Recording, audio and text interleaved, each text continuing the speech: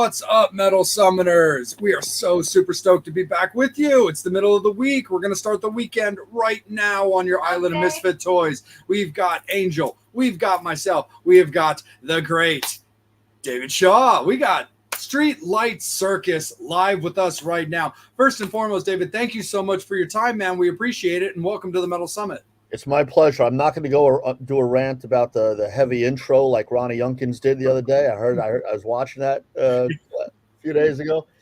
Not grabbing my guitar and playing the rest, but it's cool. I like it. Man. You guys look so intimidating in your pictures, man. I mean, it seemed like the way to go. Like, we always give a little bit of love. In fact, I'll open up the show with it. Like, we always give a little bit of love to the Mad Shad from the Mad Shad channel on YouTube for putting that intro together for us. You know, we really appreciate it. You did a really, really good job with it.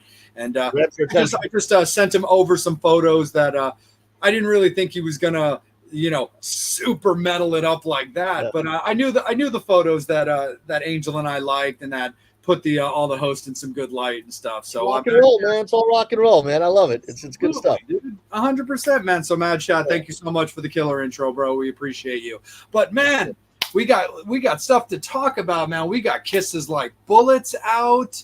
We've got stuff involving Golden Robot. You were just at Cheap Trick. Like, I was. There is stuff to talk about, man. But first and foremost, just because it's fun, you were at Cheap Trick, man, with Blue Oyster Cult. That just had to have been a great time. Dude, we were talking before we went live here. Cheap Trick's my favorite band on the planet. They're the reason I'm a musician. Robin Zander, for my money, is the greatest rock and roll singer of all time. Opinions will vary, but for me, that's where it begins and ends. So I've seen them probably, I don't know, it's got to be 100, probably close to 100 times or something like that. Never miss them when they come through town. The interesting thing about this particular show, I'm here in New York, and this was in Allentown, Pennsylvania on a weekday night. I normally would not drag myself to Allentown, Pennsylvania to see Cheap Trick as much as I love them, because I know they're always touring. They added Blue Oyster. Actually, this is an interesting thing. That show is supposed to be Heart headlining and Cheap Trick opening. It was at the Allentown State Fair. Oh. And, Nancy Wilson's got a cancer thing going on, unfortunately. Right. And so they dropped off some shows. And Cheap Trick wound up headlining. And then they announced Blue Oyster Cult as the opener. And I'm like, all right, that's a bill that I got to go check out. I mean, that's such a killer combo. And Blue Oyster Cult, God, man, Eric Bloom's 80 years old, and Buck Dharma's like 76. And Cheap Trick's no spring chickens either. But, Blue Oyster Cult, I think, is winding down. I mean, I would not be surprised by the time this year is over, sometime in 2025, they announce they're calling it quits. You go on the fan pages, you kind of get that feeling. So I'm like, all right, I'm going to get out there. Or maybe the announcement of the farewell tour kind of a thing. There's kind of a sense of an ending with them. They put out this album they just put out this album of like B-sides and cutting room floor stuff, and said that's the last thing they're going to release. And then I forget the name of the song, but Buck Dharma just released a solo song, and everything, if you go find it, everything in the video and the song sounds like it's almost a farewell. So there's like a lot of little indications that Blue Oyster Cult is on their way to, being done. Yeah. I mean, who knows? You never know. Maybe they get a shot in the arm and something happens. But I was like, all right, my favorite band and another band I love that may not be around for too much longer. For sure. I got to get out. It was a great show. I wound up in the first row and hanging out. I knew a bunch of people there. I was like right up front. I bought the tickets the day they went on sale. I was totally fan geeking out. It was amazing. No, that's awesome, man. Did you meet anybody cool at the show? I did. I met, well done. I met Buck Dharma, guitarist extraordinaire. Probably, I will say, one of the most underrated hard rock heavy metal guitar players. I don't think that Buck Dharma, as a matter of fact, Blue Oyster Cult is a Rock and Roll Hall of Fame band. They should be, again, that's a whole rabbit hole to go down. But Buck Dharma does not, when you see best guitar lists, I don't think that Buck Dharma gets the love that he should be getting on a regular basis, And I was at the merch booth, buying myself a Blue Oyster Cult shirt, and up walks Buck Dharma, and he buys himself a Cheap Trick t-shirt. Next thing I know, we're BSing. We opened for them a few years ago, so I was able to talk to him a little bit about that, and we were chatting for a few minutes and got a picture and stuff. So that was cool. It was a good fan geek moment for me, So Oh yeah, for sure. When you look at a band like Blue Oyster Cult that's got, such a huge catalog, but are a dominant two-song band to the common populace. Yeah. How do you look at something like that? It's interesting. They have, they have this diehard cult following, huge cult following. As a matter of fact, it's funny because they're opening for Cheap Trick. They've actually sold more albums number wise than Cheap Trick has over the years. They've been, they were around for a few years more than Cheap Trick has been. But they just had this like massive like heyday with the, Burning for You, Don't Fear the Reaper, and yeah, they petered out quicker than they probably should have. It was a shame that happened. But I don't know, man. I mean, there's a lot of bands like that, Yeah. I mean, one of my favorite bands on the planet, my gateway to rock and roll. My gateway to rock and roll was the Knack. Mm-hmm.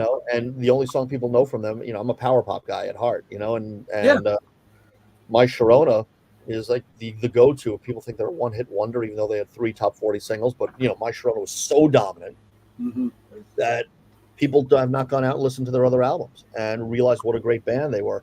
Yeah. And I'm friendly with a couple of the guys in that band. Bert Navarre from the Knack played on our last album. Yeah. And he jokes that, if somebody asks him how he makes money or what he does for a living, he walks to his mailbox once a month. That's it. I mean, the residuals from My Sharona, because he and Doug Feiger, the lead singer, co-wrote it, they were set for life after one song. Yeah. But if you're a fan, you realize, man, they wrote so many other cool songs. There's so much other great stuff there, For sure. What are you going to do? No, that's absolutely. That's the way it goes for some bands.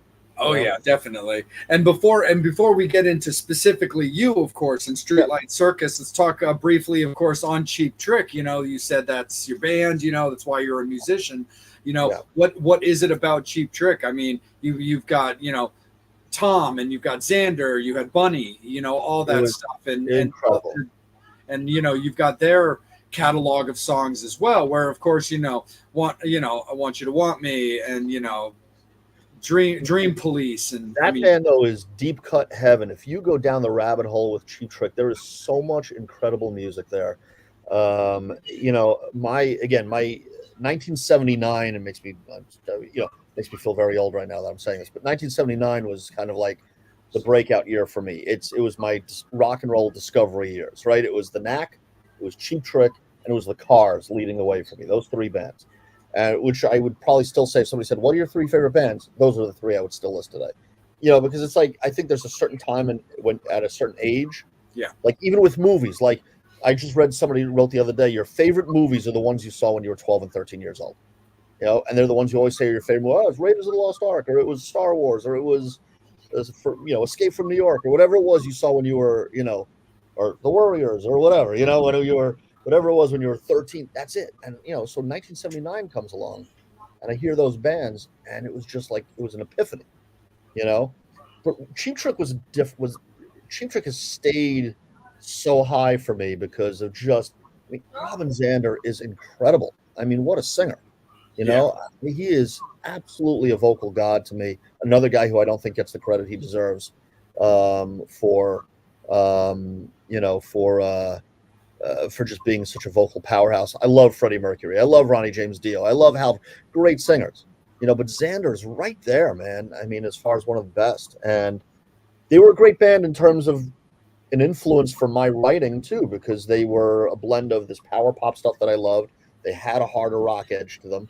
They were a great bridge to harder rock stuff that I got into later, So they're a perfect meld. They got those Beatlesque harmonies and they got those, punky riffs sometimes, and they just kind of come together in this perfect way that just works, So, yeah, man, I'm all about him. That's where it's at for me, And I probably like a million bands that are influenced by him too. I mean, they sound like Cheap Trick. I love them, No, absolutely, man, for sure. So again, Streetlight Circus, Kisses Like Bullets, man. Oh, I got props again. We got props. We've got stuff to show off.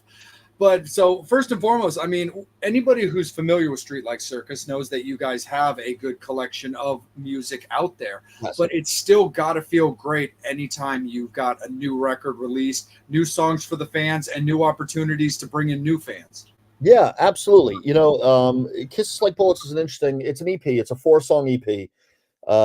We were very fortunate to get signed with Golden Robot Records, who are willing to put it out for us. And in all honesty, we feel, I don't know. It's interesting with Kisses Like Bullets because there was some debate whether or not to put it out this year or not, because it was because we're still kind of riding.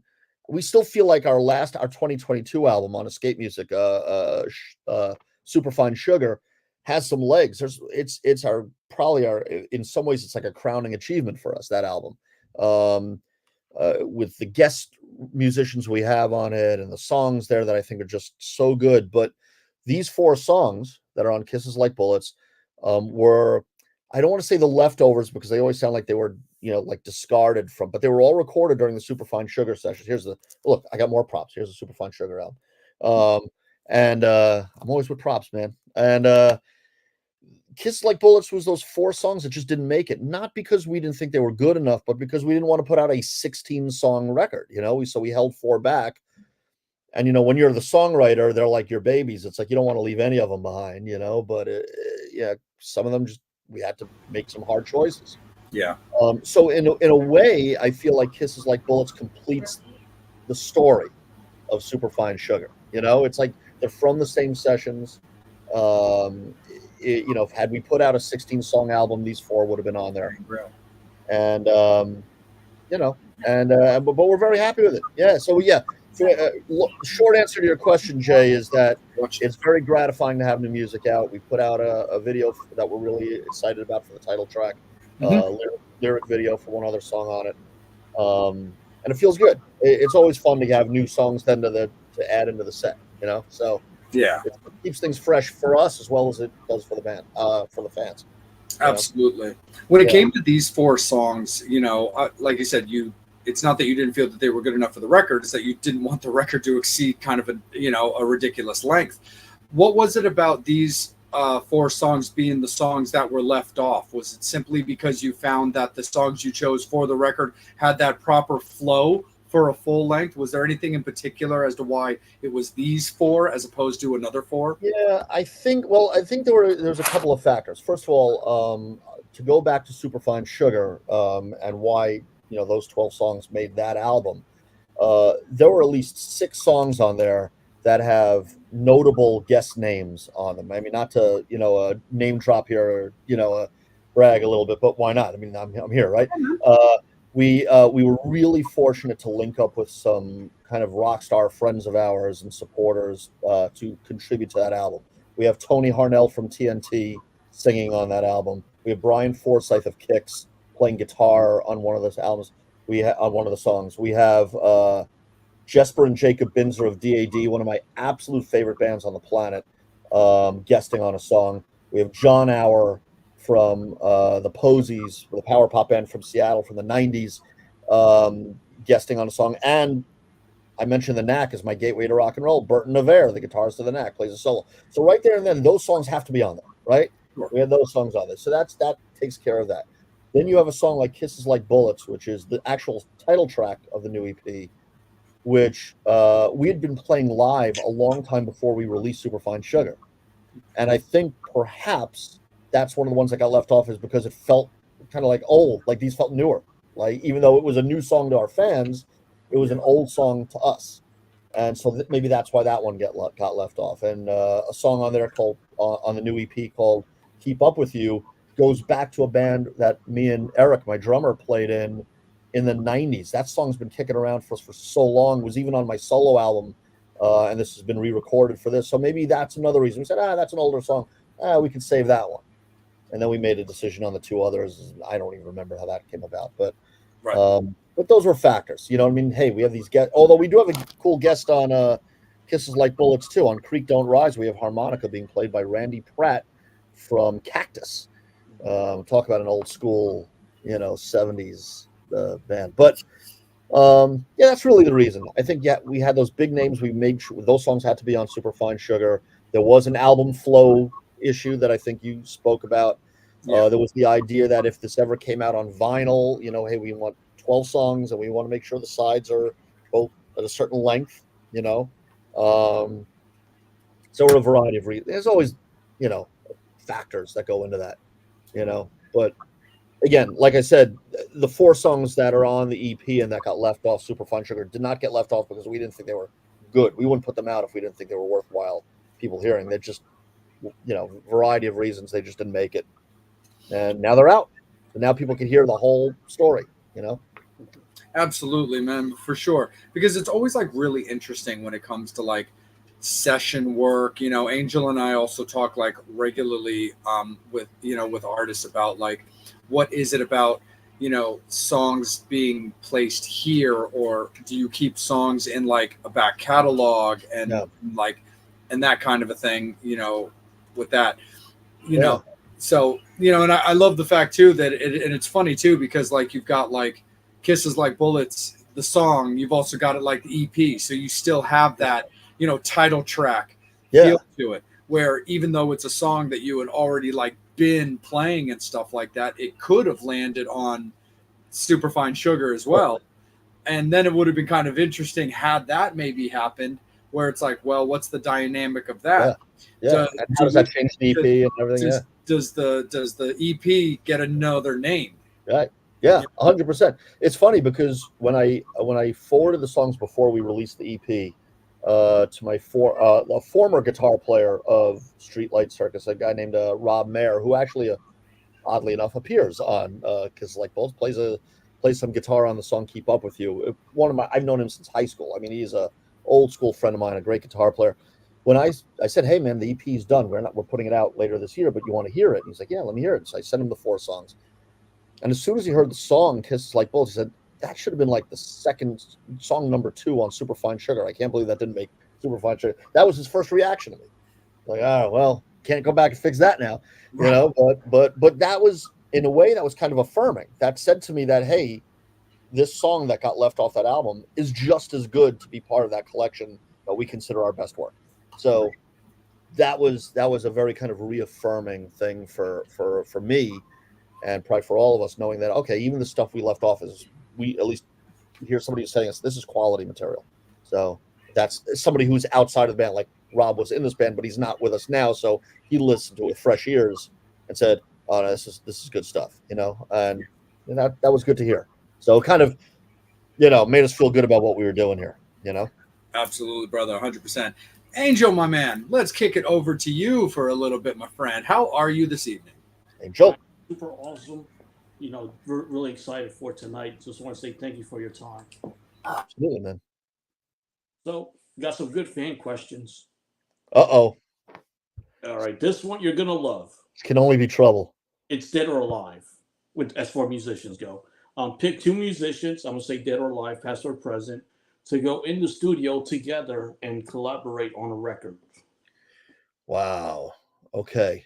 One of them would be Benjamin Orr, the bass player and lead singer who's unfortunately passed away from the Cars.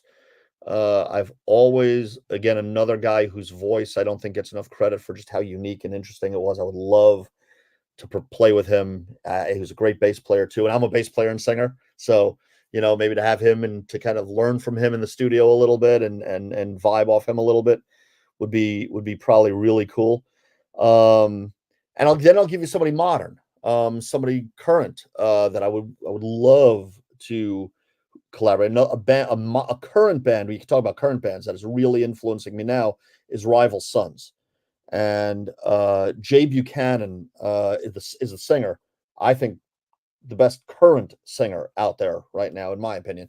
But Scott Holiday, the guitar player, man, what does his sound and his style is incredible. So to have, first of all, I don't know how he would play with Benjamin Orr. That'd be bananas if all 3 of us got together.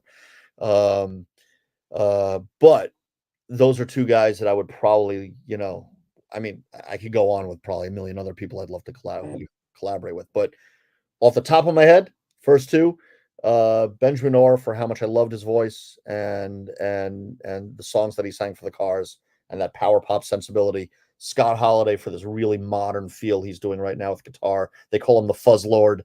We even did a little tip of the hat to him on our song on Superfine Sugar called Dirty Earth. George, my guitar player, we got this real fuzzy sound for that's the song that Tony Harnell from TNT kind of duets with me on, really sings on. And we have a real kind of that song and probably a song on Superfine Sugar called Rattle the Cage is one where I'm trying to vocally emulate a little bit of Rival Sons, Jay Buchanan. I can't really emulate it because Jay Buchanan's ridiculous. But yeah, those two, that's probably where it is for me, because I think there's a feel on Superfine Sugar that is a little bit of a tip of the hat to the Cars on a song like Cherry Cola, and then a little tip of the hat to Rival Sons in my songwriting, maybe on Dirty Earth or Rattle the Cage. So there you go. That would be the two I would pick, I think.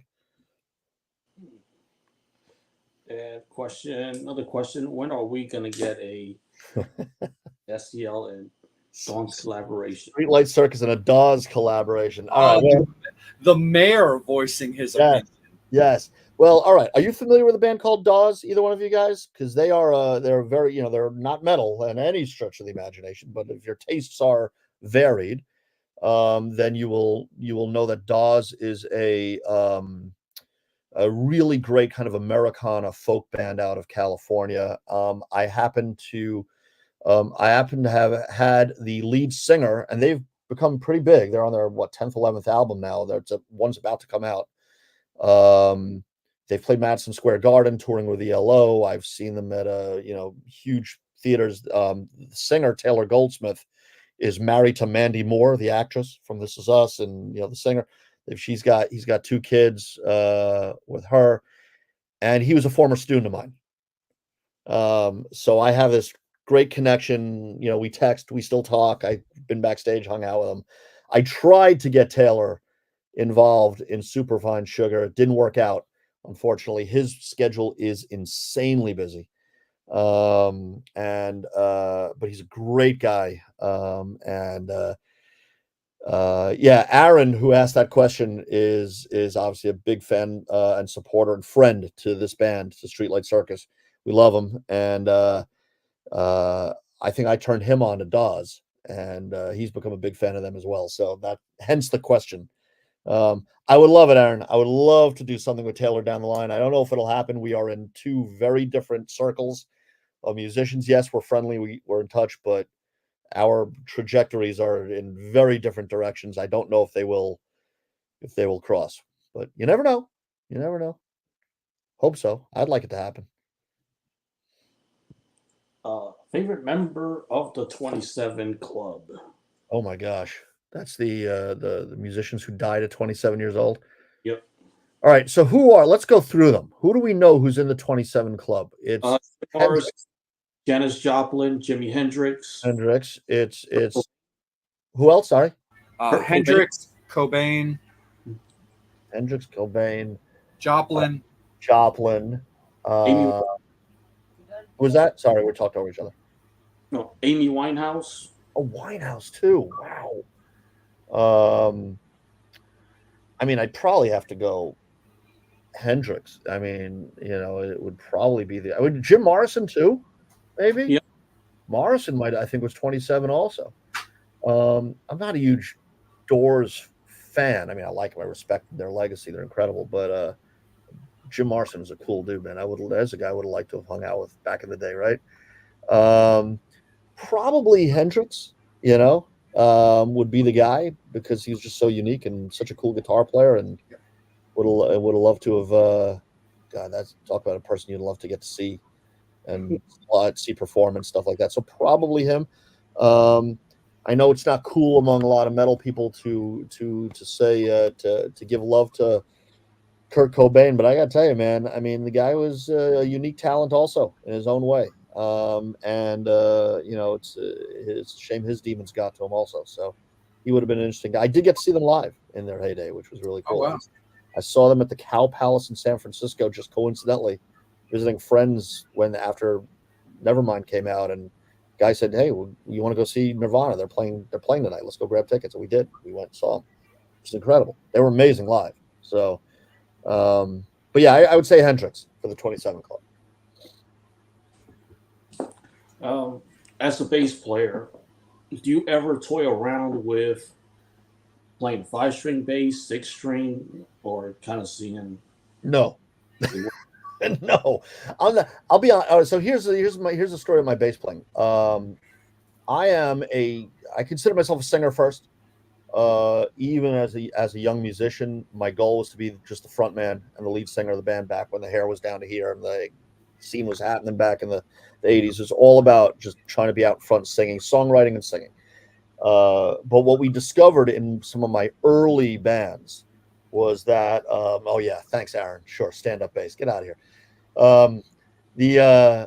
What we discovered early on was that bass players were hard to find for a band that I was in. I was in a band called Shotgun Annie back in the 80s. That band was together for about 4 years, got to tour, did some really cool stuff. Matter of fact, George Janulis, my guitar player from Streetlight Circus, was one of the guitar players back in Shot. That's how far back I go with him. But we could never find bass players. You'd try out a bass player. Oh, this guy's good. He would flake, or we couldn't find somebody good. So I kind of self-taught myself enough to learn our songs, right? And so now it's been years and years, and now I'm a more competent bass player, and I feel good about what I'm doing on stage. But I don't do a whole lot. I'm there to ride the rhythm and let the guitars and the vocals and drums do the work and just hold down the bottom end. So when people say, "What do you do?" I say, "I'm a lead singer who plays bass." You know, I'm not a lead singer or a bass player as much as people see me as that. And it's funny. So you're not Glenn Hughes. I am not Glenn Hughes. I'm not Jaco Pastorius. I'm not doing anything. I'm not doing it. You know, listen, I can hold my own and I do what I need to do. And I love playing. I enjoy it. I've been doing it for years. But at the same time, I'm not about to go give bass lessons. I don't read music, I'm self-taught, play by ear. I write songs by ear,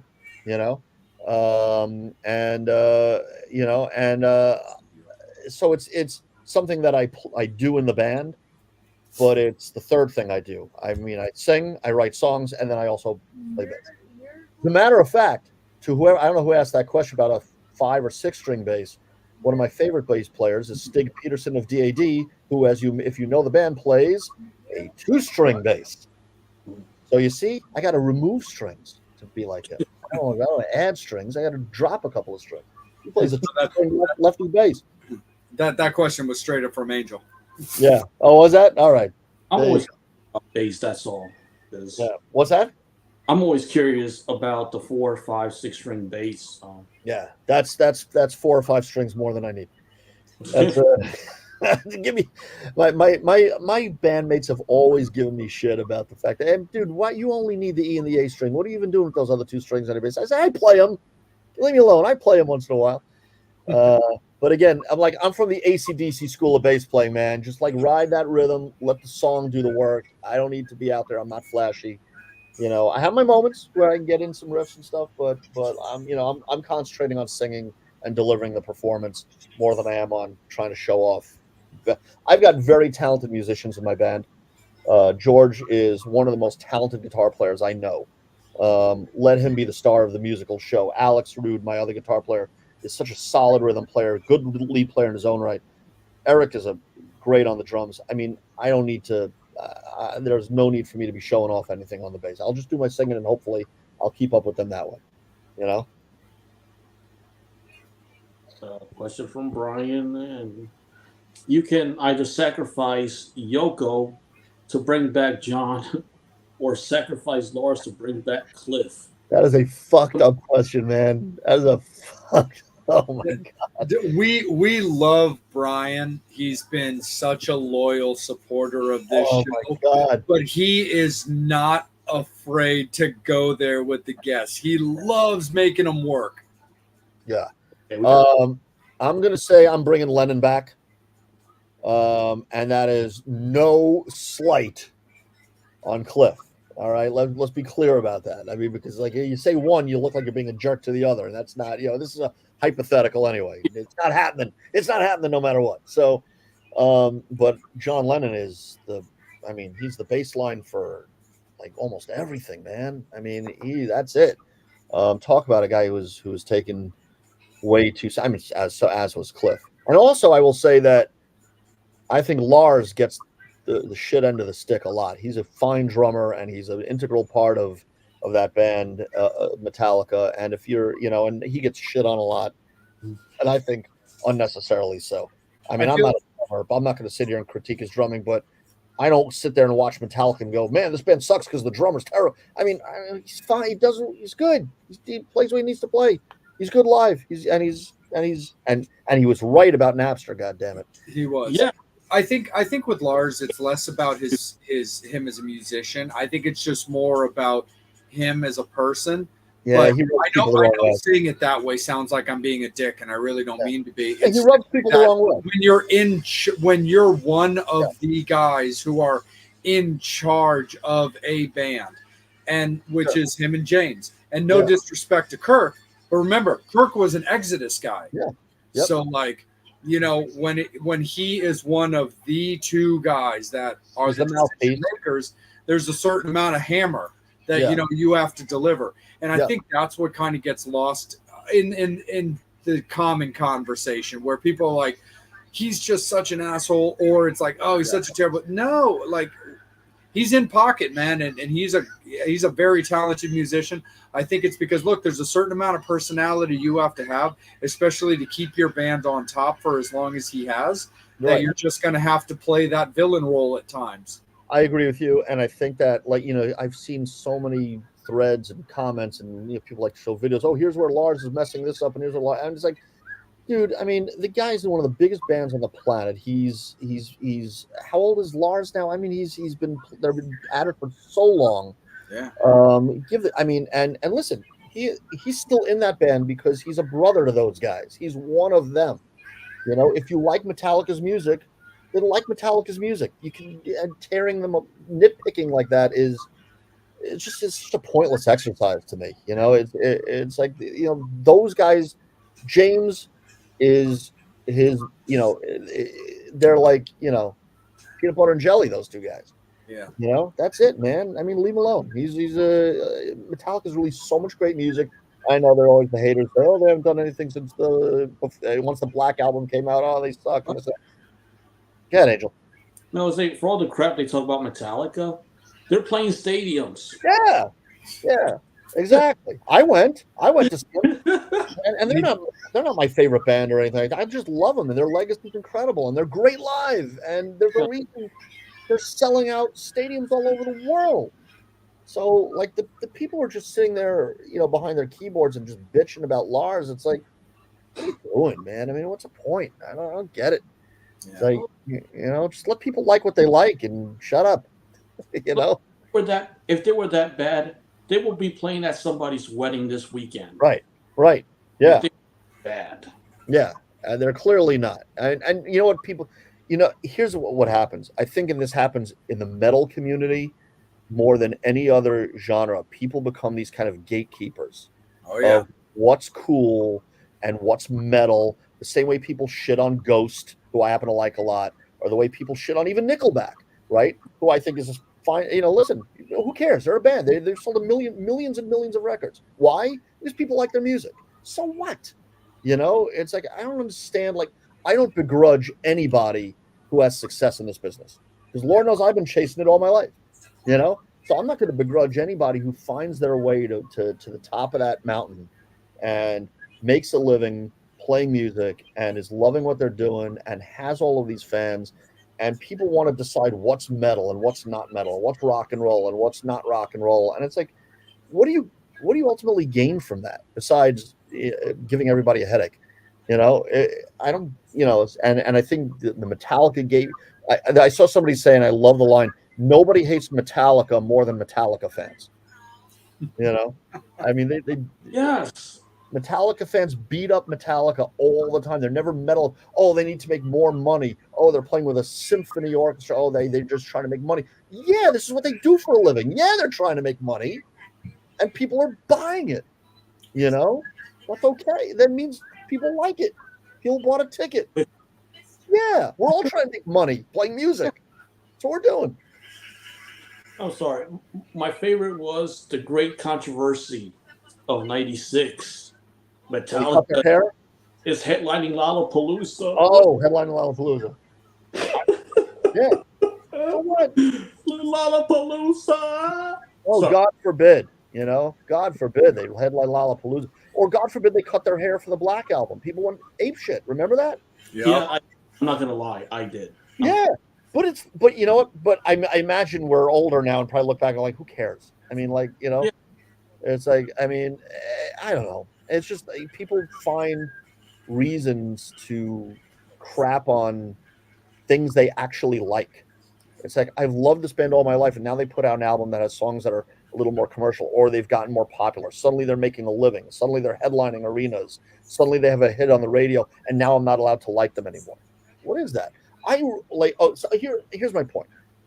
I grew up, you know, my favorite bands growing up, besides the three that I talked about earlier, from the hard rock era, were never the bands that wound up headlining arenas, right? Like, I like Rat, or Motley Crue, Poison, I don't know, Warrant, all the good bands. They were never my favorites. My favorites were, you know, Dirty Looks, and Kicks, and Zebra, and DAD, and Great White, and bands like that from that 80s, you know, glam or whatever, hard rock, Junkyard, Vane. I'm an LA Guns, Faster Pussycat guy myself. Enough's Enough, bands like that. Yeah, like those were my bands.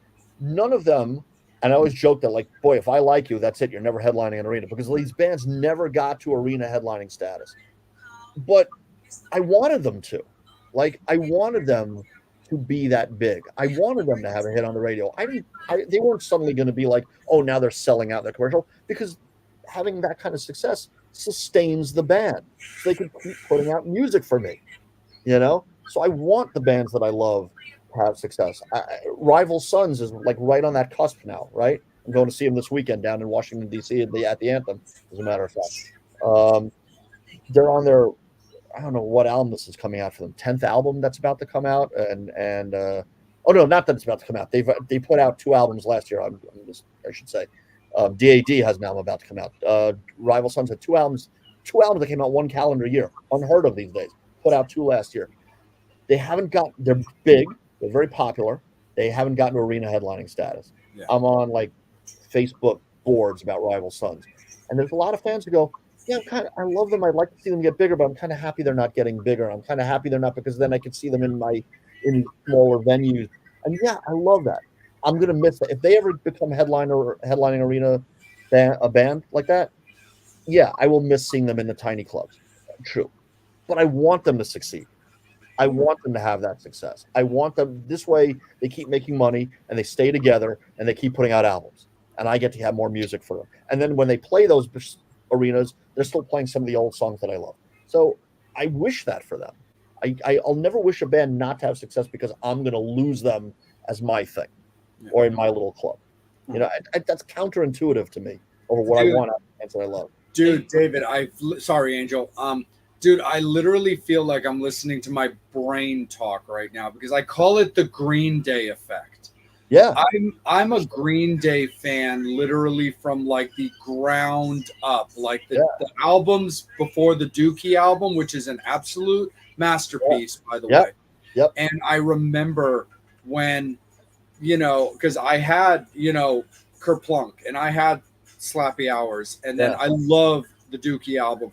I like them all. Love them all. I've been a big Green Day fan. And it was the same thing that people gave for Metallica, where it was the whole sellout talk. It was this, it was that. And I was like, wait, so are you trying to, good luck, by the way, but are you trying to convince me that this band I already love is now getting to a level of success that would give me more tours, more opportunities, more albums, and more music? And for some reason you seem to have a problem with that?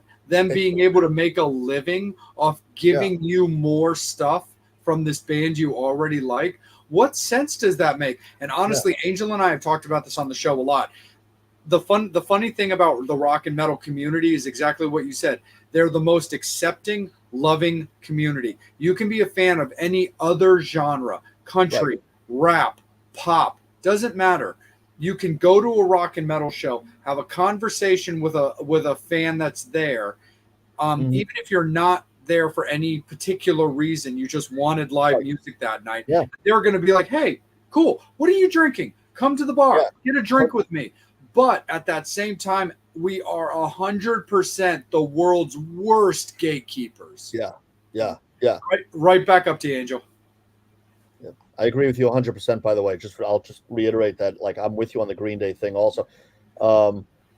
Quick note on them, because I saw them here at Citi Field a few weeks ago. As a matter of fact, went with my wife, brought my daughter. I didn't grow up. I didn't, because they came out in the '90s. They were doing something a little different that I didn't latch onto like you did early on. But they're my wife's favorite band. Oh, right on. Yeah, and so once I was with her, I started getting into them again. And you want to talk about a band? I got to see Green Day a couple of times at small venues. I don't know if you were there. Were you there when they played in Baltimore as oh God, what was the name of they played it? Oh man, Autobar. Yes. Were you at that Autobar? Well, it was Billy Joe's. It was Billy Joe's solo thing. It was those guys. Oh yeah, but it was yeah. What was the name? I forgot what they were calling that project. I forget offhand. Trey and Mike weren't there, but it was right. Kind of like Billy Joe and Friends. Yeah. They did Autobar, and then the very next night they were at the Black Cat in DC. But yes, I was at the Autobar show. I feel like I remember seeing you there too. I was at the Autobar show. We took the train down from New York, my wife and I. We also saw them at Don Hills in New York City. Nice. It was Green Day as Foxborough Hot Tubs. Remember, they would tour as Foxborough Hot Tubs at Don Hills, this tiny club in New York City, down the block from where my wife had her apartment when we were dating. And it was right when American Idiot came to Broadway. Oh, nice. And they were in town, so they did this one-off show at Don Hills in New York City. I'm friends with the promoter. I've known him since the '80s. This guy named Nicky Camp, who's the promoter at the time. Don Hills doesn't exist anymore, but at the time, he called me up and he said, or messaged me or whatever, and he says, we got Green Day here tonight. It's a free show. They're just doing a show here, so if you want to get down here, line up. I was like, oh, thanks, man. Thanks for the tip. I'll be there. And I called my wife. We're going to Don Hills tonight. We were right up front. Billy Joe's jumping into the crowd. We're holding them up. I mean, it was awesome. It was a great experience of seeing them do that. But to your point, I do agree with you. I think that's the problem. It's like you wish for your bands that you love to have success and to sustain their careers. I mean, that's what you want. And if you're a musician, it's what you want for yourself. So why wouldn't you want that for a band that you love? It doesn't make any sense. We're all musicians are all trying to do this, and so I will never begrudge the success of another band. I mean, my girlfriend Megan and I went recently to Mechanicsburg, PA to see the 69 Eyes. I'm a huge 69 Eyes fan. I went to see them recently. That band legitimately brings me so much actual pure joy. There's a different tier of enjoyment that I get from a band like the 69 Eyes that I would get from even other bands that I really do love, like LA Guns or Faster Pussycat. There's a fucking there's almost a zen feeling that I personally get from a band like the 69 Eyes. But it's that same kind of thing where it's like we saw them at Mechanicsburg. I've seen them at the Autobar. I would absolutely love nothing more for them to be playing like Baltimore Arena. But there's a part of me that's like, well, it's kind of nice that they're a little more accessible when they're playing smaller venues and stuff like that. But if I had it my way, no, dude, onwards and upwards. But even at the same time with a band like that, 30 years in with 15 albums, I've got them all. It's just kind of awesome when it comes to that. I saw that show in New York, the 69 Eyes show. I know the guitar player of the Bites as well, who was on tour with them. Yep.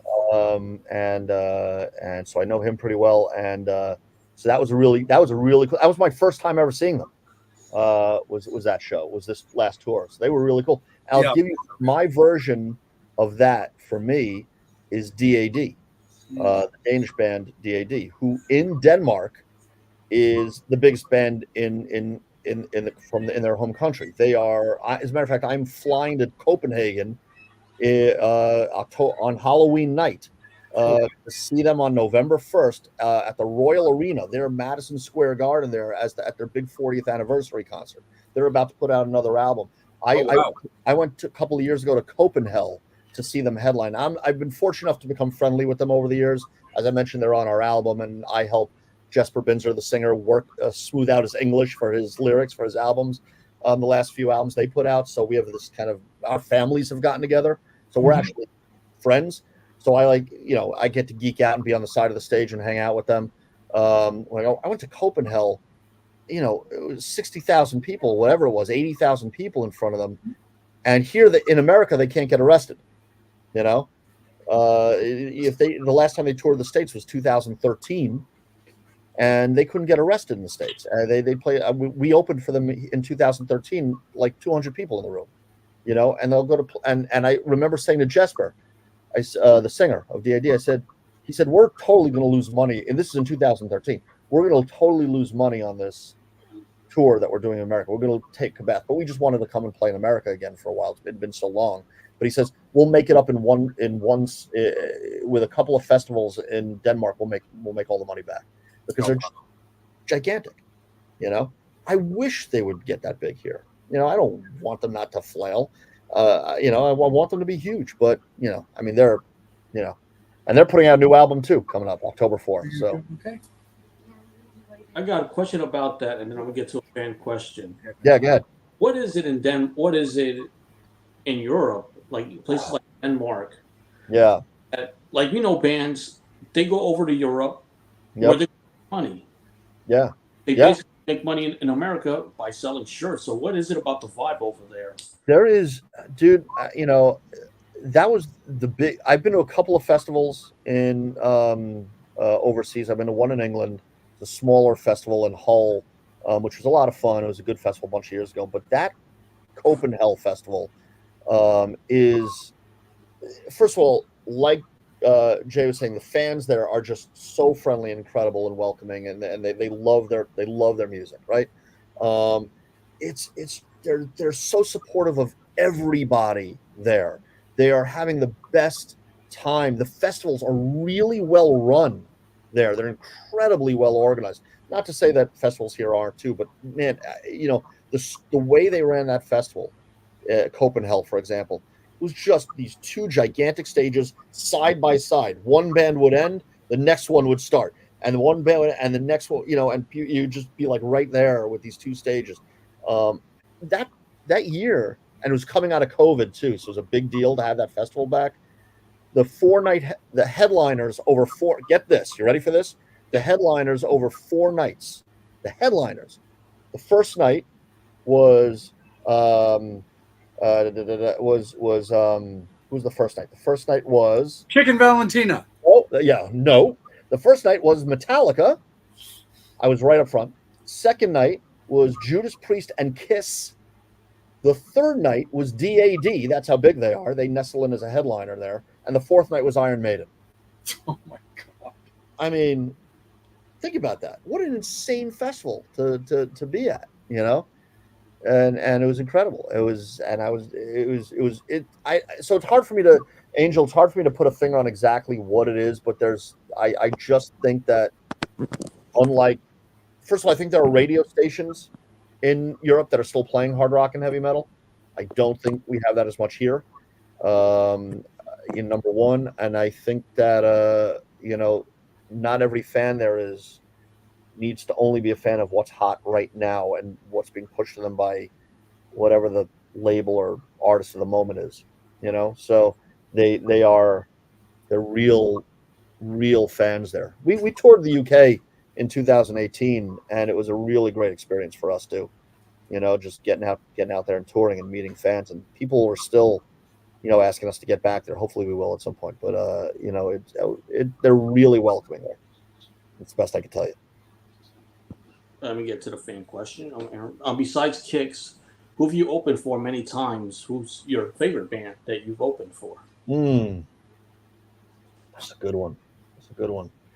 Blue Oyster Cult is up there just because they were legendary. That was a really cool choice. I would say Y&T is a good one.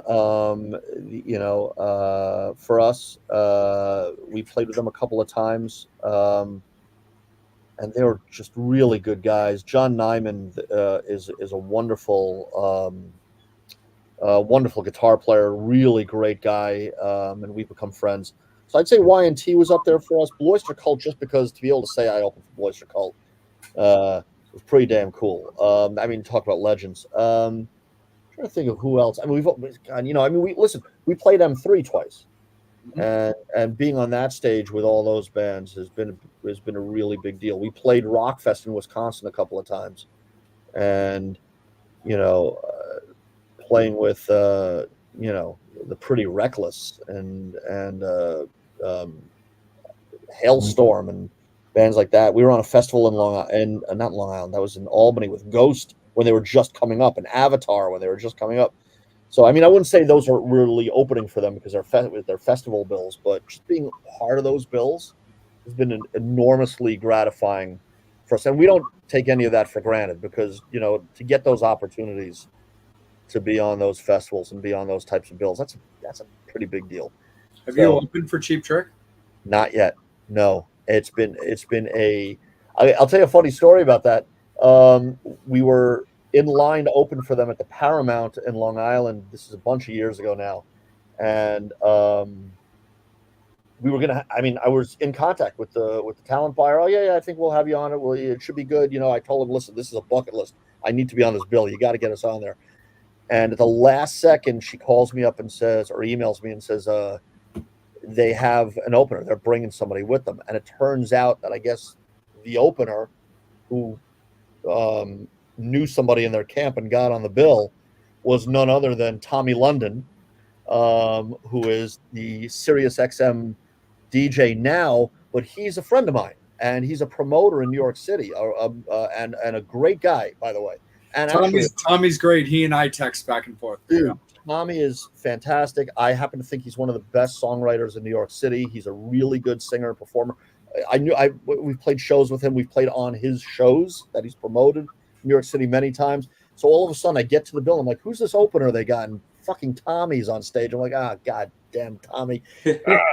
But so we lost out to at least somebody I knew and I liked and respected, but it was so frustrating. So we're trying. Oh God, I hope one day we do that. That is the that's the ultimate, I should say, not the penultimate, the ultimate goal for us, or for me. I can't say for the other guys. Other guys have different influences, but for me, that would be it. I think for George and my band, it would probably at this point be Extreme to get on the bill with him. He's actually friendly with Nuno, and we've been trying to work that angle for a while.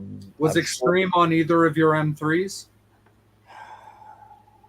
Yes, they were on one of them. They were, because I remember we were backstage. I was trying to remember if we were backstage for the one Extreme played or if we were on it with them. Now I'm trying to remember. It was 2012 and 2013. You'd have to look up the bills to remember. I feel like we 2012 did not have Extreme, because I remember you guys on 2012, because 2012 is still, in my opinion, the best lineup they've ever had as far as what you call the cream of the crop from the 80s. Of course, there were still some people missing. Like, you didn't have a member of Motley Crue, because Vince plays solo all the time at M3. Right. Yeah. You didn't have a member of Motley Crue. You didn't have you didn't have Bret Michaels. He was on 2013. Yeah. Bret Michaels played 2013 with Twisted Sister and Steel Panther. But 2012 had Rat. It had Rat when it really was Rat, because with the exception of Carlos playing for Robin, it literally was Rat. Carlos was the perfect fit too. You had absolutely. But you had Rat. You had Queensryche when they still had Jeff. You had Warrant, Stryper, Quiet Riot, both Dokken and George Lynch. Great you had Night Ranger, Kicks. Yep. Great White was on that as well. Great White was on there. And yeah. a Skid Row was on there. Like I don't think Skid Row was on there. They were on there. 2012. Yeah, they definitely were on there. I forgot they were on there. That was still when the late great Johnny Solinger was still playing with them and stuff like that. But no, I definitely remember because I was so excited to see them. And the other reason why I remember so vividly that they were on that bill was that was the year that M3 was broadcast on like a local channel. Yes. And there's a guy I know that loves to release basically what you would call bootlegs, but he's so do I, because it jumps right to Skid Row as they're going into Big Guns. Yes. But I definitely know that they're on there. But no, and he's great because he literally puts them out simply for the fans, charges basically dollars, pennies, just enough to mail it to you. Yeah, basically all he wants to do is simply get the money back for like the jackets, like the jewel cases. Yeah, but that's the only and he sells them for next to nothing because he wants the fans to get to enjoy these things. But no, he's a really good guy who I love to death. But yeah, no, in my opinion, 2012 was simply the best overall stacked lineup of names. That's fair. I mean, it was a great. I mean, that was our first. That was. I'll tell you. Bringing it back to us for a second. That 2012 M3 for this band to get invited to be part of that, because I didn't pursue that. They came to us, which was like crazy.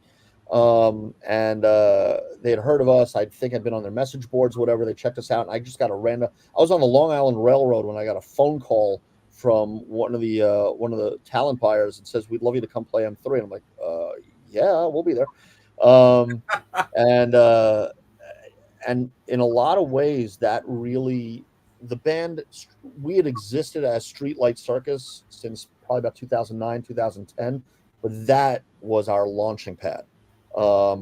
Especially in the Mid-Atlantic, an area that we kind of consider home more than New York, because playing M3 in 2012, being asked back in 2013, playing in front of that huge crowd in front of us, being able to parlay that into playing a lot of venues in the Mid-Atlantic, Baltimore, Northern Virginia, Pennsylvania, etc. All of a sudden, people were showing up with our shirts and with our CDs and buying our stuff down there because they had seen us at M3, and then word of mouth started spreading. That was a huge moment for our band. To be first of all, again, gratifying. We don't take it for granted, like I said before, to be asked to be part of that with people that we love and respect. And then on the flip side, the way it kind of galvanized the fan base around us down there. So whenever we play Ram's Head Live opening for somebody, or the Tally-Ho Theater or wherever, we always tell that crowd, we're from New York, but you guys are home. I mean, this is really, you guys may kind of put us on the map. And again, don't take that for granted. It's something we really, really appreciate. And much respect to our fans down that way because of that. That was such a big year for us in 2012. Put out our first album. The first Streetlight Circus album came out that year. M3. I mean, it was kind of like, I mean, listen, we're not at the top of the mountain, but that was the launching pad to start pushing us up a little bit, So yeah, man. It was a big deal. No, absolutely, brother, for sure. Angel, right back to you, my bud. Okay, before I get to this question, you got a couple shows coming up. Friday, October 4th at Zen West in Baltimore. Yes, sir. Damn it. Go ahead. The next day, you're at Kicks Fan Fest in Waynesboro, PA. Yes. Friday, December 13th, Racehorse Tavern in Thomasville, Pennsylvania. Yes. So my question is, when you're putting out new music, how do you decide what songs to play live and what songs you may have to take out of the set list? We're now, Kisses Like Bullets is our 5th release, so it's becoming a lot more complicated. It's becoming one of those issues. It's like, oh man, we're going to drop that song out of the set, really? But I mean, we only have 45 minutes here. We only have, we're an opening for somebody. They gave us 35, or here we have an hour and a half. We could, put in, like Kicks Fan Fest. We're doing about 90 minutes. We're headlining Kicks Fan Fest, and we could talk about that as a separate entity because that's going to be a really cool thing. I'd love to talk about that a little bit. Absolutely. it's a challenge, you know. Yeah, I know, and that's Aaron writes here that Guns, Love, and Money. That's a song that we recently added back because one of our fans asked for it. You know, a fan, Roger Ancona. He's one of our a friend of mine and a big fan of the band. He said, and he keeps busting my chops. When are you going to put that song back in the set? So we finally did. You know, and so sometimes it's fan driven. They want to hear a certain song. We'll do it if we can, you know. And sometimes it's about what we know. Like we haven't learned every song from Superfine Sugar to play live. You know, some of the songs, there's probably a few songs on there that I have not played or sang since we recorded that album because they haven't entered the live set yet, you know. So we haven't. I'd have to learn them like they're cover songs practically. Oh yeah, that's how that goes. But slowly but surely, we're trying to introduce some new things. I think we're looking to bring back another really old song from our first album into our upcoming sets. Something we haven't played in a long time. Maybe something new. A couple new things into these new sets that we're doing. So I don't know, Angel. It's hard, man. It's a difficult. Especially the more babies you have when you can only feed and clothe so many of them, you know. So we're doing our best. Can't play them all. You know, the guys pretty much trust me to write the set lists for the most part. I always throw it out to them and say, hey, here's my proposal. Let me know what you want to change. And every now and then George may say, hey, no, we should do this song. Or one of the other guys say, I don't know, maybe we should do this. And then we're like, all right, we can tweak it. No big deal. It's not like, you know, I'm not demanding like that, but I'll always kind of throw out the first draft of the set list. And you know, it's fun. I'll give you, here's a perfect example. We learned and started playing months ago, maybe at the beginning of the year, a song from Superfine Sugar called This Means War that I really like a lot. We did it at a couple of live shows. And okay, Brian, I hear you. I see that question. We'll get to that. But we were doing the song This Means War, and all of a sudden we did these 3 record release parties for Kisses Like Bullets. And when I was doing the set, I just completely forgot that we had been doing that song. I just forgot that I put the set and I was like, oh, we just started doing that. And then I went back and looked at it later. Why did we play that? I love that song. We just added to the set, and I completely forgot about it because there's so many now, you know, and you're juggling. So it's complicated. It's a Rubik's cube, and you got to make sure the set flows right too, right? You know, okay, we don't have too many songs in the same key, one after the other, or we want to pace the set a certain way. It's like deciding on an album, like you were talking about earlier, Jay, right? About like saying, hey, these are the songs that, you know, kind of the cohesive songs for this album. What are the cohesive set songs for a 45-minute set? Where are we playing? Who are we opening for? What songs will go over better for that crowd? You know, sometimes that's a factor. You know, if we're opening up for a more poppy band, we might put out certain songs. If we're opening up for a heavier band, we might have a different selection of songs we might put in. This will fit better. You know, we opened up for the Super Suckers once. We opened up, you know, years ago, and we opened with a song that I felt was Super Sucker-esque, you know, years ago. You know, a song. Oh God, I forgot which song it was now, but it was a song I remember saying to the guys, hey, sounds like a Super Sucker song. We should open with that because it'll get their fans into it. You know, that kind of thing. So that comes into play as well. I guess. Long story short. Short story long, I should say. All right, what else you got for me? Oh, well, it's at the top of the hour, so it's only fair to kick it up to Jay, who's been so patient. How the hell did that 1 hour go by fast? I know, man, for sure. Nah, it's all good, brother. Angel, I always want to make sure that you get enough time, dude, especially when we were getting into segments where it was like, oh man, I actually have things I can say about this, like when we were talking about like the selling out point and M3 2012, man. So no worries, man. Let's throw it back real quick, David, to a little bit of just old Streetlight Circus, and that is, why are you called Streetlight Circus? Okay, fair enough. We this band started in 2006, was its earliest iteration. I was living in Los Angeles. I moved home back to New York. Right before I moved home, I recorded a solo album. It's called Walking on a Wire. You can go and find it on streaming platforms and whatever.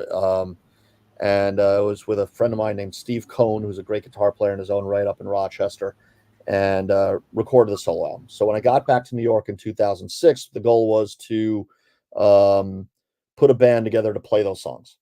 And I grabbed a hold of George, my guitar player from back in my Shotgun Annie days, good friend of mine, grabbed my friend Rob Mayer. We auditioned drummers, found a drummer named Derek Davis. We started playing out as David Shaw. Then we became David Shaw and the Round Trip for a little while.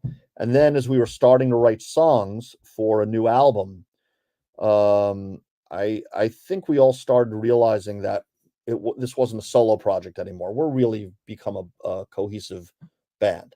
And so we need a name for the band. It's not David Shaw anymore. It shouldn't be David Shaw and the Round Trip. We need a band name. And I wrote a song called Streetlight Circus. It was a song. It was a song title, which is really all it was. And as we're finally getting ready to record that album, and as a matter of fact, I think at the time we were short a guitar player still at that point. We were kind of reshaping the band members a little bit. But we were in my guitar player's kitchen, his kitchen table, having a little meeting about the recording of the album and what our direction of the band was going to be. And he says, I have the name of the band. I said, okay, what is it? He goes, Streetlight Circus. He liked the name of the song that I'd written, and for that first album. And so I don't know how it goes. Like Iron Maiden has a song called Iron Maiden, and and I don't know what comes first, the chicken or the egg. Did they have that name and then name the band, or did they have the band name and then say we should have a title song for our band? But in our case, the song was written first. It was just one of the dozen or so songs that we were talking about for the album we were going to record. We didn't have a name. We were transitioning away from being a solo project of mine. And George said, Streetlight Circus. That's what we got to call it. I said, okay. And that was it. Nice. So, yeah, that was, it was, nothing magical about it other than it was just, it was catchy. They liked the name of it. George liked the name, and away we went. We all said, yeah, sounds good. Let's do it. And here we are. No, for sure, man. Absolutely. And you see like other stuff, like that as well, where things like change either because of songs or things like that, or even just like little tweaks where you get like, a band like Kix where it's a reference to footwear, where their previous name was still a reference to footwear. Right. In the shoes. That's right. I always think about the cereal, the breakfast cereal. Oh, totally. I used to crush that cereal as a kid too. Yeah. There was always a little part of me that was always kind of like, man, I kind of want to bring one of these cereal boxes for them to sign one of these days. I'm sure it's happened many times. As a matter of fact, I definitely was at a Kix show at Lemoore in Brooklyn once, years and years and years ago, when he had the box on stage. It was just chucking bits of cereal out at the crowd. Nice. And they had the song on the first album, Kicks Are for Kids, which is a play on Tricks Are for Kids, right? Play on the breakfast cereal commercial. So, yeah, they've always kind of leaned into that gimmick a little bit, Yeah. For sure. And actually, it's funny that you answered it that way and said that particular word, because that was the question that I was going to ask you, because I know you've got some Lemoore stories. Yeah. Oh, my God, man. Lemoore, for those who don't know, Lemoore was like, if you're, you're based in the Baltimore area, and Hammerjacks was your joint. And for the record, we've had Alex Kane on the show. Oh, very cool. So yeah, Alex is a good dude, man. And I grew up, Kix was my first show at Lemoore, Brooklyn. When I was in high school, I grew up in Queens. So Brooklyn was like a foreign country to me. And taking the subway to Brooklyn, and by the way, again, those were the days when the headliners would go on at like midnight, 1 a.m. Remember that? Like the shows would start so late that you'd be leaving the venue at like 3 a.m., 2 a.m., after the headliner ended. And now I'm on I made a Warriors joke before, but like I'm on the subway in the middle of the night on a Saturday night. I was scared out of my mind as a kid trying to get back to Queens.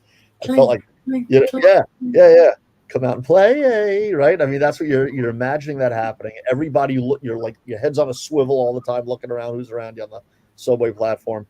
Later on, as I got older, when I started driving to shows there, and I should note, there was a Lemoore East that eventually opened in Queens, which made life a lot easier to go see some of the shows more locally for me. But when I would drive to Brooklyn to see shows, it was almost a guarantee that when I came out of Lemoore in Brooklyn, I would have one of my windows blown out and my car radio stolen. Like fucking clockwork. even if you had one of those, remember in the old days when I was young, they had Benzie boxes. I don't know if you but those were those radios that you could pull the whole radio out of the sleeve and you could carry with you. So yeah. if you broke into your car, there would be no radio there for them to steal.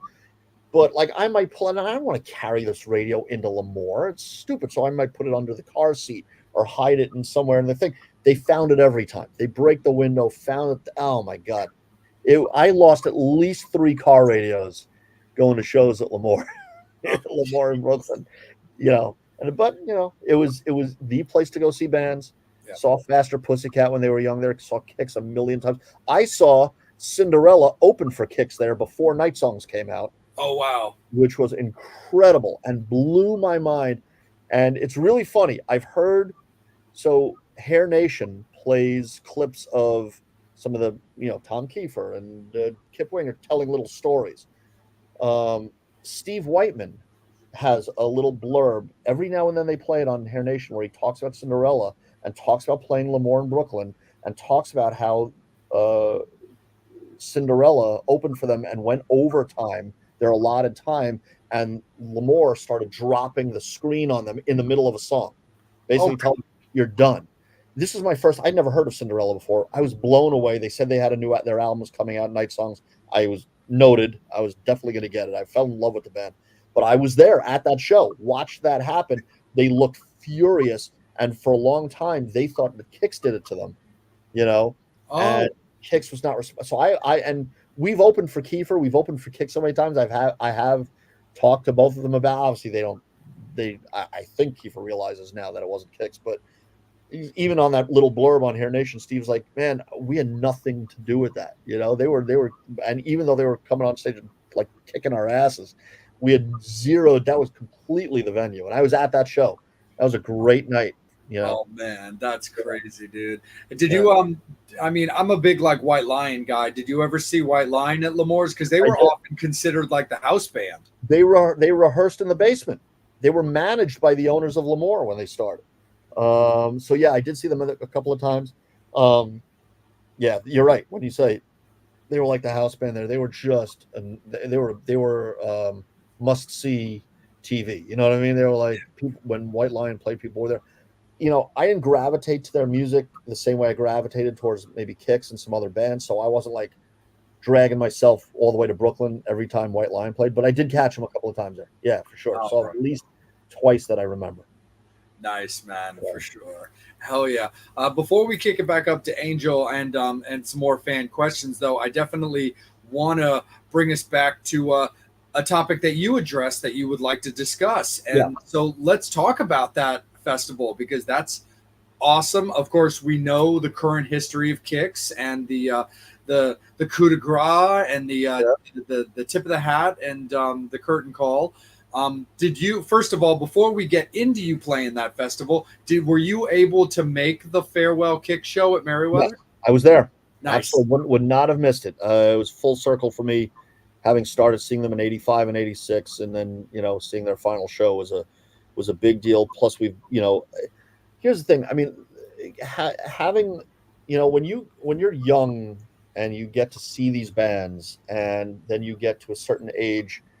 And you're performing, and then you get to interact with them and know them and become friends with them, and or friendly in some cases, friends in some cases.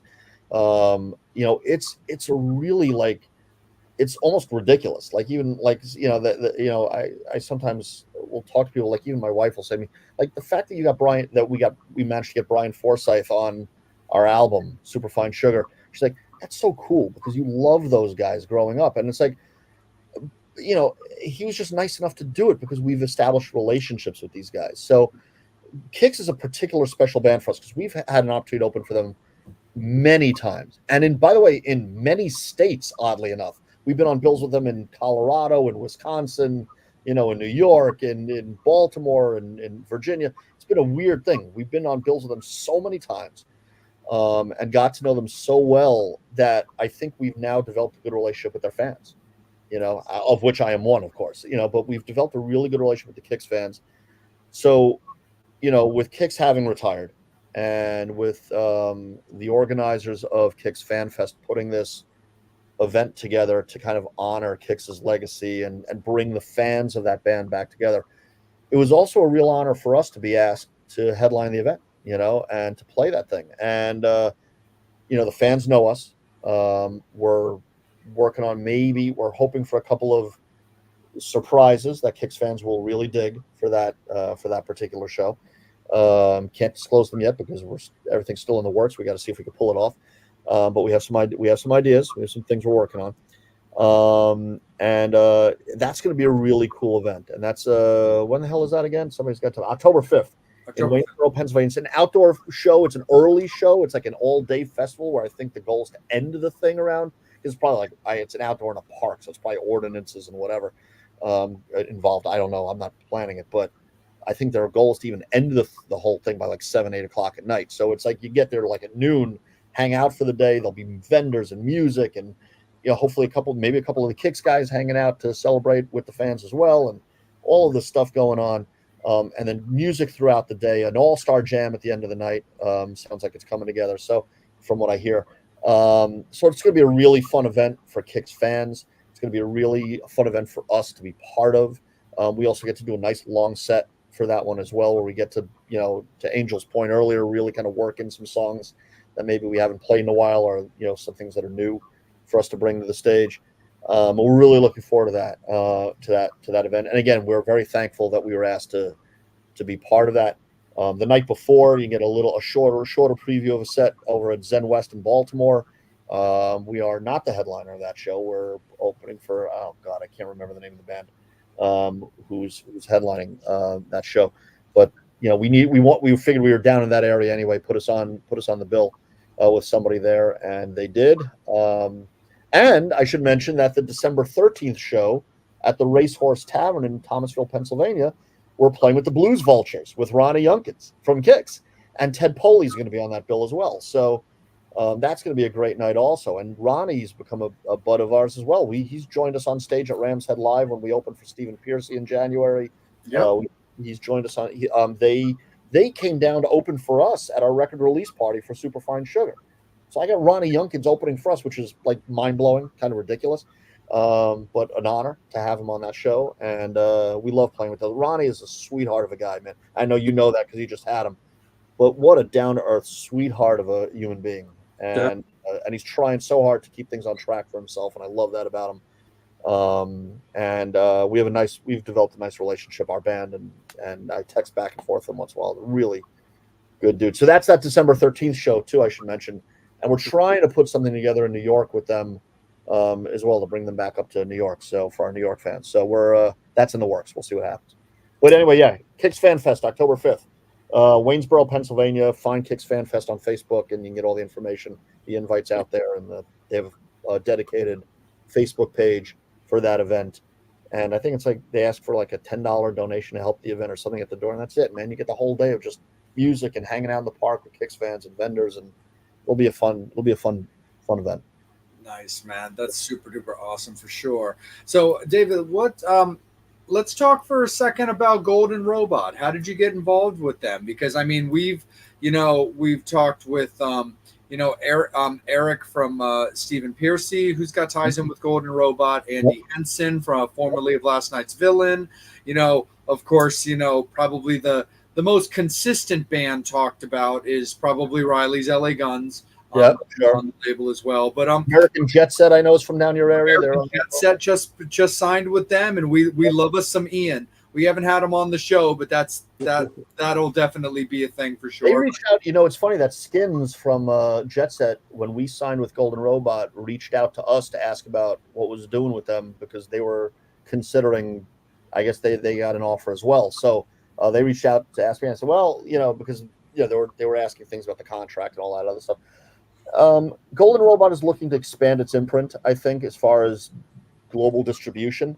And again, so Superfine Sugar was on Escape Music, a UK label. We were very grateful that they picked that up, because again, that's the big full-length release.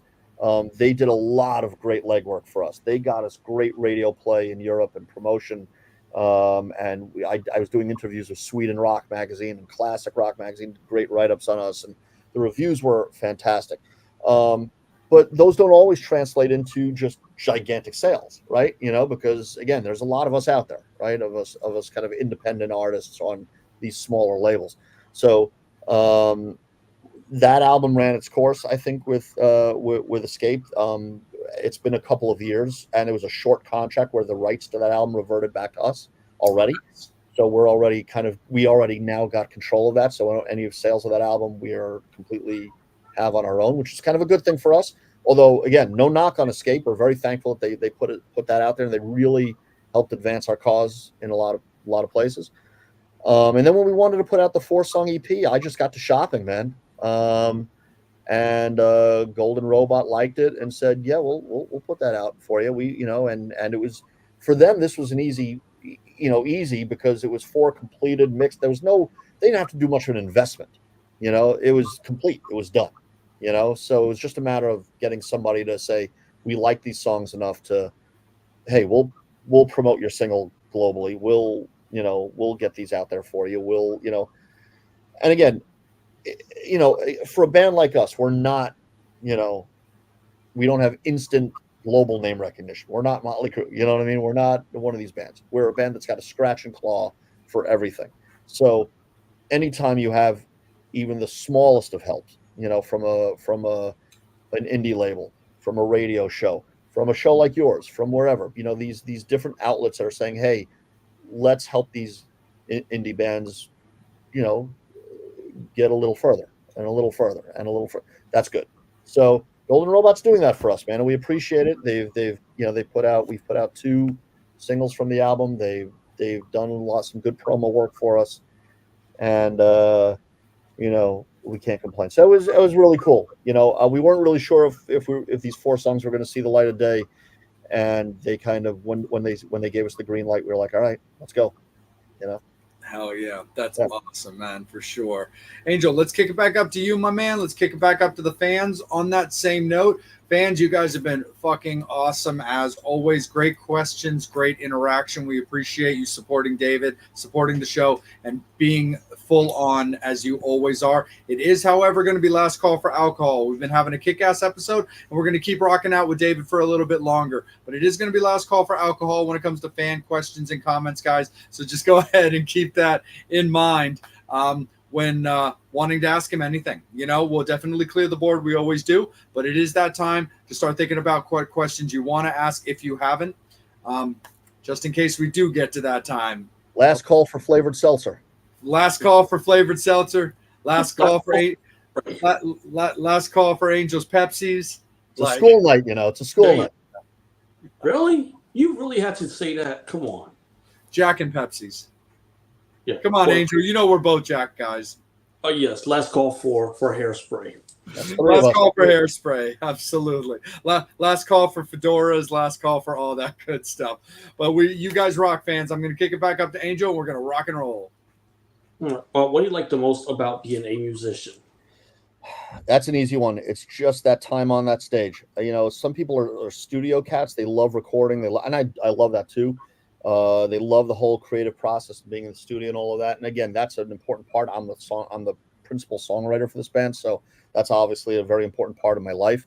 But there's nothing, you're always chasing that high of being on stage. There's, when you're a musician, at least for me, and I'm sure for a lot of others, there's something about just and again, my job is the mouthpiece for the band and the front man.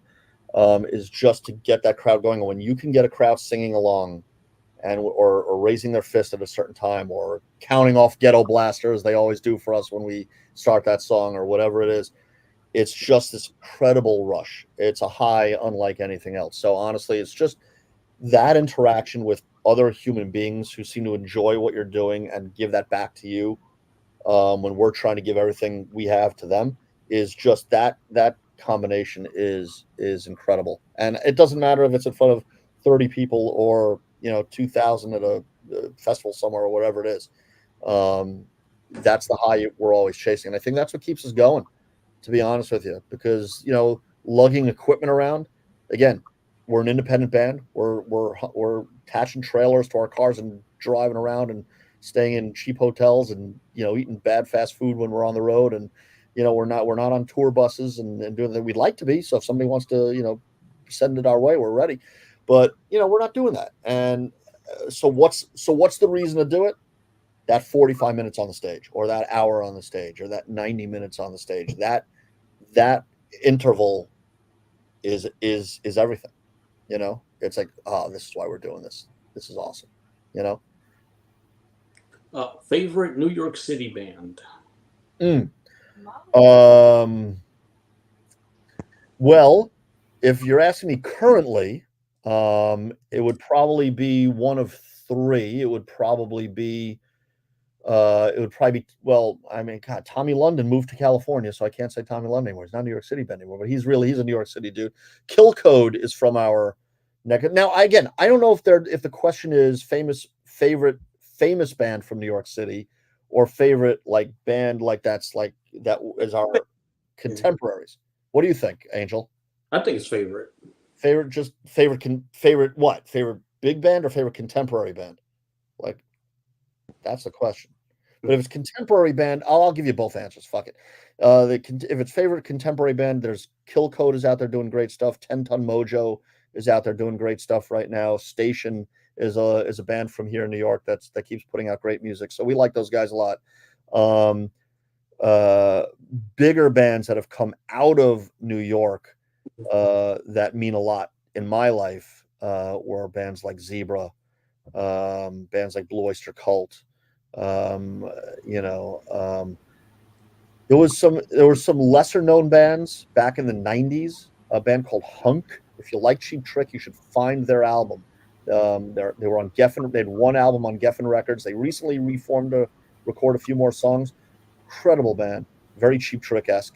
A band called Hunk, and then a very weird, quirky band that was from the 90s here called Thin Lizard Dawn.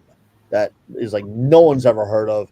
They got signed again. I forget what, like maybe Elektra for a couple albums. They were fucking incredible band. I loved. Again, out of New York City, both of those bands, Hunk and Thin Lizard Dawn, got signed. Never went anywhere, unfortunately. Great guys, great bands that people should go and seek out and find. That really never got their due.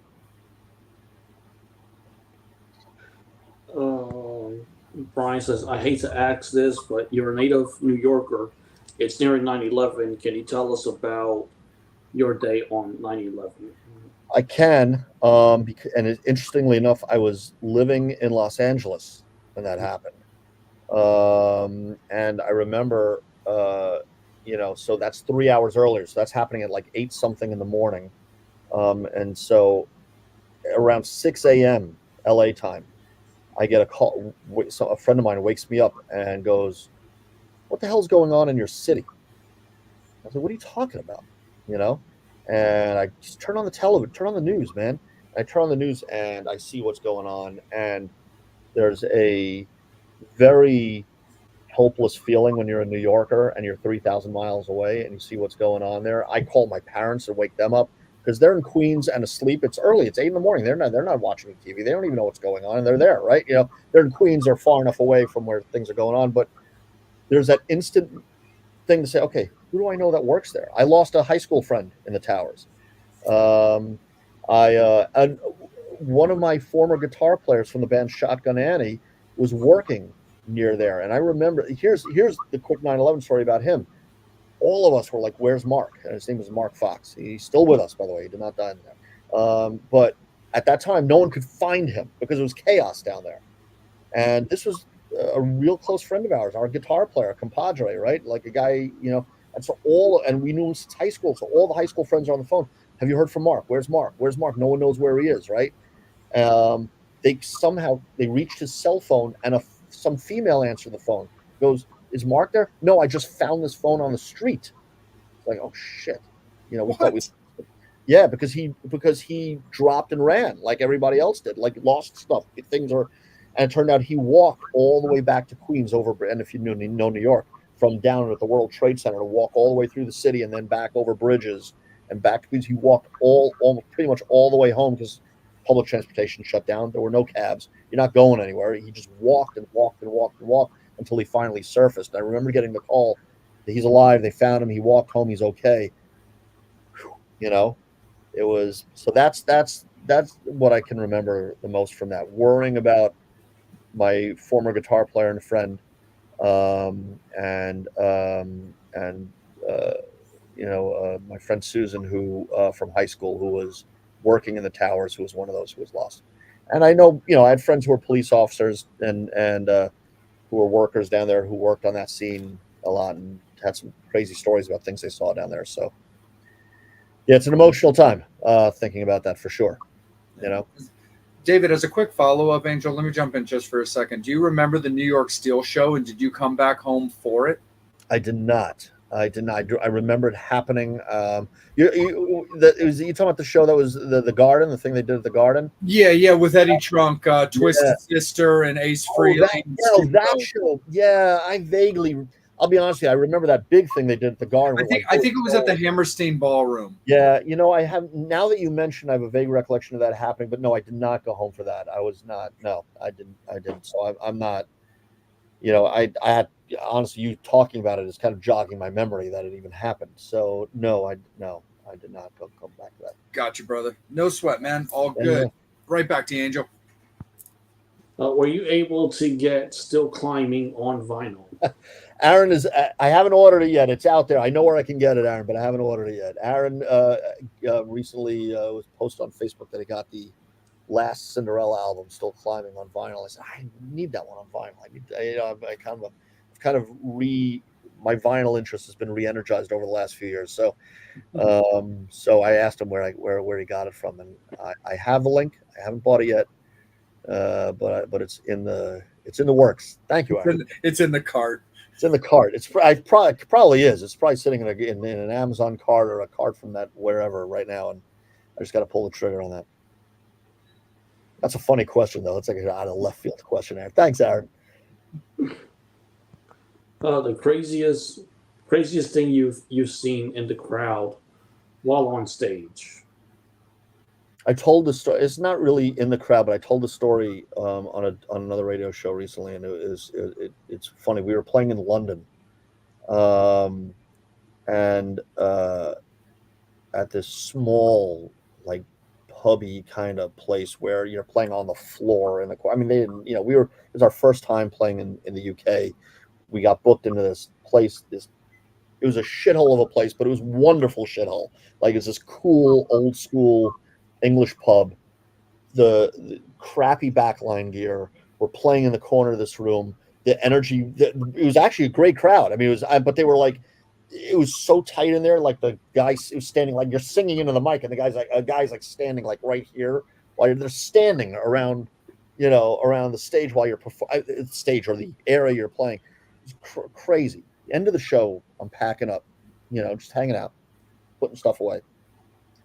And this English woman, walks up to me, and I shit you not, she goes to me, I really liked watching you on stage tonight. I was wondering if you'd come back to my place so I can whip you. I'm sorry? What? So you said what? I'd like to whip you. I'm a dominatrix, and I want to bring you home. And I really thought that you were somebody that I would like to whip. I really have this real desire to whip. I swear to God, I mean, this is exactly what she's saying. I'm not embellishing this at all. It was this. What was this? Is this some girl in the crowd at this show in England that we played? And she just walks up to me and she starts. Angel's jealous. Yeah. And she starts talking to me, and I'm like, I don't want any part of this, right, Angel? You should have been there, man. But the funny thing was, I didn't know what to do, like, because she was really like trying to get me, like, begging me to do this. And I'm like, I'm not going home with this chick to get whipped, So I saw George, my guitar player, out of the corner of my eye, like, packing some stuff up, like, a little ways away from me, and I said, "Hey, listen," I said to her, "This isn't really my thing, but I think he would love it. You should go and ask it." So I was going to try to pawn her off to to try to keep asking different members of the band if she could. I don't think she did, though. I think she wanted to whip me so bad. She kept, and it became a joke for the rest of the tour that I would take a whipping and keep on ticking. I think, pretty much. And but that was a particularly memorable experience. you know, and you know, you're miles away from home. You're in London, like, where is this going, man? This is a Street Light Circus's cover of Faster Pussycat, where a whip, Yeah, where that's there's a whip, there's a way. There's a way, right? Yeah. Or the Stones when the whip comes down, you know, there you go. Yeah. Yeah. I mean, David, I feel like we become really good friends. So I do have a suggestion. Yes. If you ever come across this situation again, just call me. You got it. You got it. All right. I got you, Angel. I'm just trying to help. That's all. I appreciate that. I appreciate that. Spread that love. Pointed. He's giving you an out. Yeah. No, but it's the first time I hear about a dominatrix begging. Yeah. They just demand. You know what? That's a really good point. I never even thought about that before. She's really working me, trying to be like, I just want to whip you so badly. I mean, and like that's what a come on. Yeah. What an insane come on that is. I was like, all right, well, this is not David. She's a switch, and what that means is she becomes a sub sometimes, because a dominatrix would not have done that. She would have just whipped your ass right then and there. Yeah. Or she would have requested it once. I would have said no, and she would have said, "All right, fuck you," and walked away. But she was begging. You're right. No, she would have whipped you anyway. Great. I know. Listen, I know. Angel, I'm getting the feeling that Angel is speaking from a certain amount of experience, and I'll take your word for it. Yeah. I will defer to your expert knowledge of the situation. Yeah, she was not a real dominatrix. Yeah. Well, it was definitely a weird experience, though, for sure. You know, you talk about for you something weird coming out of a crowd. You know. Before I go to the final question, just want to say, Brian, you know, we're sorry for the loss of your friend. Friend passed from cancer a few months ago. Rookie police officer who responded to the World Trade Center.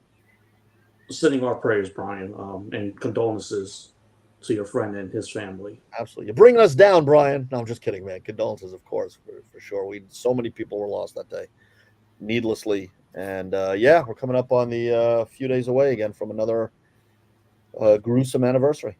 Yep. Mm-hmm.